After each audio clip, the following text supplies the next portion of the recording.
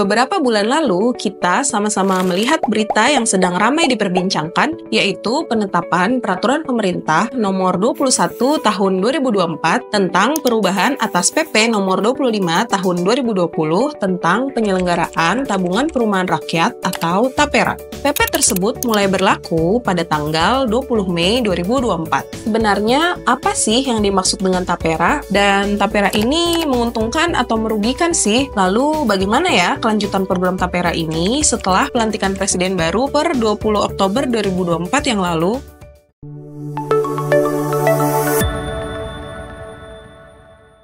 Jadi gini Sobat Pratama, menurut PP nomor 21 tahun 2024, Tabungan Perumahan Rakyat atau TAPERA adalah penyimpanan yang dilakukan oleh peserta secara periodik dalam jangka waktu tertentu yang hanya dapat dimanfaatkan untuk pembiayaan perumahan dan atau dikembalikan berikut hasil pemupukannya setelah kepesertaan berakhir. Secara sederhana, TAPERA dapat disimpulkan sebagai iuran yang dibayarkan oleh peserta untuk membiayai perumahan. Apa sih tujuan diberlakukannya TAPERA ini? TAPERA bertujuan untuk menghimpun dan menyediakan dana murah jangka panjang yang berkelanjutan untuk pembiayaan perumahan dalam rangka memenuhi kebutuhan rumah yang layak dan terjangkau bagi peserta. Lalu, yang termasuk peserta TAPERA ini siapa saja ya? Jika pada peraturan pemerintah sebelumnya, peserta TAPERA hanya berlaku pada pegawai negeri sipil, saat ini berdasarkan perubahan di PP nomor 21 tahun 2024, peserta TAPERA diperluas juga untuk pegawai swasta, pegawai BUMN, BUMD, BUMDes, buruh, TNI Polri, hingga pekerja mandiri. Atas jenis pekerjaan yang telah disebutkan tersebut, pemberi kerja wajib mendaftarkan pekerjanya sebagai peserta TAPERA. Khusus pekerja mandiri harus mendaftarkan dirinya sendiri. Namun, perlu diingat, untuk peserta selain PNS ini, TAPERA baru berlaku mulai tahun 2027 ya, Sobat Pratama. Lalu, berapa sih tarif iuran TAPERA ini? Menurut pasal 15 PP nomor 21 tahun 2024, besaran iuran TAPERA atau simpanan peserta adalah sebesar 3% dengan rincian 0,5% ditanggung oleh pemberi kerja dan 2,5%-nya ditanggung oleh pekerja.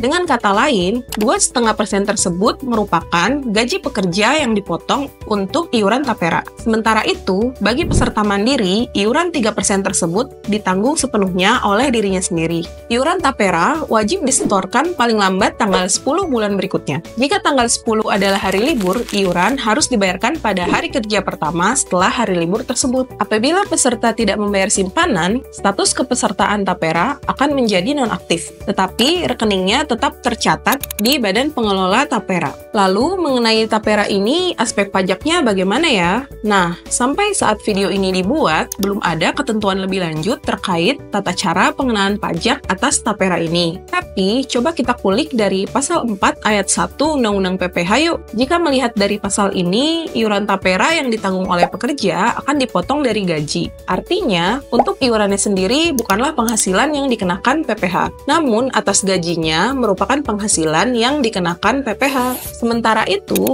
iuran TAPERA yang ditanggung oleh pemberi kerja merupakan penghasilan karena memberikan tambahan kemampuan ekonomis bagi pegawainya. Iuran TAPERA ini juga erat kaitannya dengan pemotongan PPh 21 nih, Sobat Pratama. Alasannya adalah karena iuran ini dipotong dari gaji pekerja. Artinya, pajak ini terkait penghasilan sehubungan dengan pekerjaan. Tapi, kapan nih pemotongan PPh 21 ini dilakukan? Apakah PPh 21 dikenakan saat peserta melakukan pembayaran iuran setiap bulannya atau saat peserta menerima pencairan dana simpanan TAPERA ya?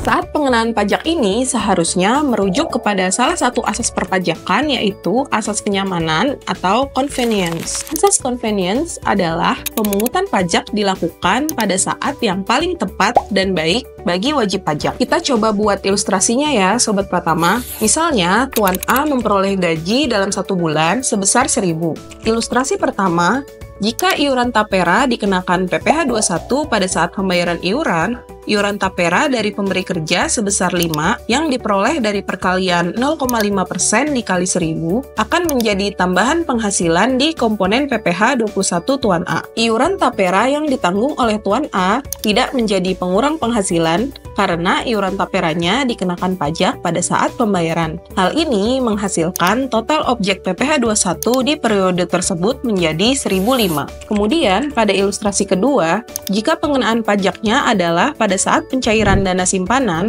iuran tapera yang dibayarkan Tuan A dikeluarkan dari komponen penghasilan PPh 21 pegawai pada saat pembayaran. Iuran yang dibayarkan oleh pemberi kerja sebesar 5 juga tidak menjadi tambahan penghasilan Tuan A.